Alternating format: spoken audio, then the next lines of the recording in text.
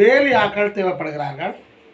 கிளிநொச்சியில் உள்ள ஒரு ஒரு அமைதியான சூழலில் இருக்கிற ஒரு பண்ணையில் வேலை பண்ணை ஒன்று பெரிய பண்ணை ஒன்று இல்லை, ஒரு 7 மாடுகள் எங்களோட வீட்டில் வளர்க்குற மாதிரி தான் 7 மாடுகள். அதில் 13 போத்து பால் கறக்குற அது நடத்துகிறது ஒரு ஸ்வீஸ்காராள். அந்த இடத்துல வேலைக்கு ஆட்கள் தேவை. அந்த பண்ணையில் ஒரு அழகான வீடு ஒன்று காட்டியிருக்கிறது, கரண்ட் வசதி எல்லாம் இருக்குது. அந்த வேலைக்கு போகிற ஆட்கள் அங்கே நின்று சமைச்சு சாப்பிடலாம். சாப்பாடு எல்லாம் இலவசம், 3 நேர சாப்பாடு, உணவுகள், சகல உணவோடு சம்மந்தப்பட்ட சகலதும் இலவசம். மற்றது அங்கே தங்குறதுக்கான இடமும் இலவசம். நல்ல கவர்ச்சியான சம்பளம் வழங்கப்படும்.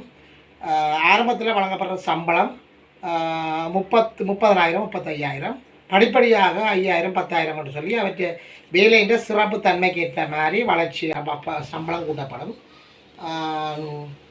அவர் அங்கே நியாயமாக நேர்மையாக வேலை செய்யணும். காலையும் மாலையும் தான் வேலை செய்கிற, இணலுக்கு இருந்து செய்கிற மறுபடி நல்ல அமைதியான வந்து சூழல். ஒரு ஒரு வயசான ஆளும் போகலாம். பால் கறக்கக்கூடிய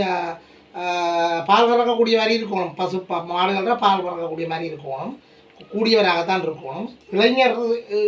இளைஞரும் போகலாம், அல்லது ஒரு வயசான அம்மாவும் போகலாம். ஆனால் அவங்க பால் கறக்கக்கூடிய மாதிரி இருக்கணும். அந்த பால் கறக்கக்கூடிய ஆளுமை வேணும், அந்த திறமை வேணும். திறமைண்டல்ல, நாங்கள் கண்டது கை செய்யலாம் தானே, கண்டுட்டும் செய்யலாம். ஆர்வம் உள்ளவர்கள் யாராவது போகலாம், அல்லது ஒரு குடும்பம், சிறிய குடும்பம் போகலாம். இந்த குடும்பத்துக்கான உதவிகள் எல்லாம் வழங்கப்படும்.